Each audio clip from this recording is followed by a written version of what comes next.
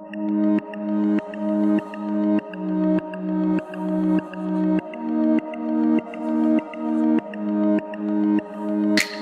some feelings, yeah, I'm into you. Oh my god, now what am I gonna do? Sexy, be my baby, be my lover, drive me crazy. Pause, switch focus, I'm in love but I won't let you know this. Let go of it, and do my thing, and I know you come back like a boomerang. I let go of it, do my thing, and I know you come back like a boomerang. Aquí tenemos a nuestro amigo jugando en la máquina Arkanoid, un clasicazo con una dificultad tremenda. Es muy difícil poder jugar un buen rato sin que te maten, es muy complicado. Y aquí entramos en máquinas ya vectoriales, en las que si puedes enfocar bien veréis que no hay colores, no hay píxeles, los gráficos son simplemente líneas de vectores en los cuales produce ese efecto raster que se llama, que es esa estela que dejan las máquinas vectoriales, ¿no? Y bueno, una vez terminado esta zona de lo muy antiguo, vamos a entrar en una zona de lo muy casi nuevo, ¿no? Que es la zona de simuladores deportivos, simuladores de carreras, de aviones, máquinas ya de los años finales de los 90 y principios de los 2000, ¿verdad?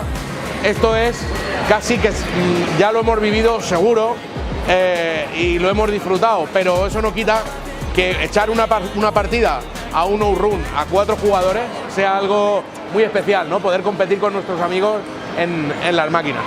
Vamos a ir ahora por el pasillo central. En nuestra zona central tenemos aquí todo máquinas japonesas, Naomis, máquinas de tipo Candy, que se llaman tal y como las llaman en Japón. Son máquinas ya más modernas, en el que el diseño se nota que es mucho más simplista, pero eso no quita que la calidad de los monitores y jugar en estas máquinas sea una verdadera gozada, ¿no? Los japoneses en este aspecto nos llevaban una ventaja importante. En la zona central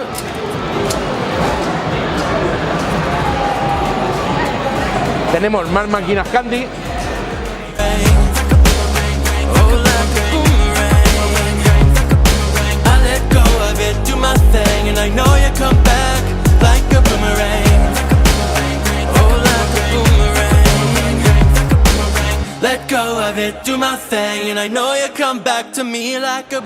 Y en este lado de aquí tenemos máquinas tipo Play Choice para jugar a juegos de Nintendo, pero esos juegos de Nintendo se pueden jugar en el arcade. Aquí se puede elegir el juego de Nintendo que quieras jugar, ¿no?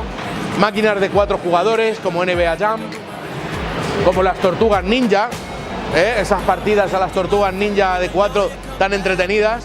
Y a tu izquierda tenemos una de las máquinas más antiguas del local, como es la Ghost Town, una máquina completamente electromecánica, no tiene nada de electrónica, sí tiene electrónica, perdón, pero es electrónica discreta, ¿vale? No tiene microchips de ningún tipo. Máquinas de 4, esta zona la tenemos dedicada a máquinas de 4, como el Crime Fighters y demás.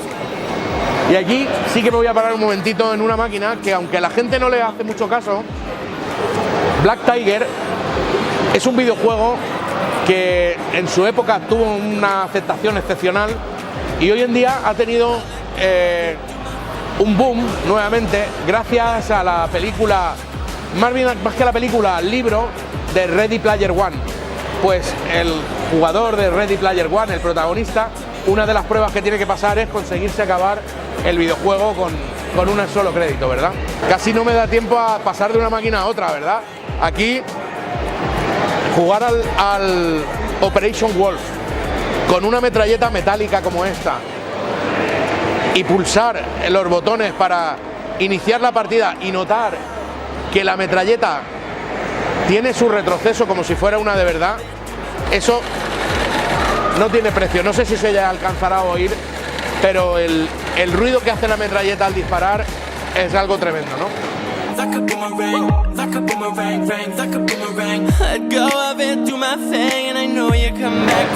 Seguimos con más simuladores deportivos.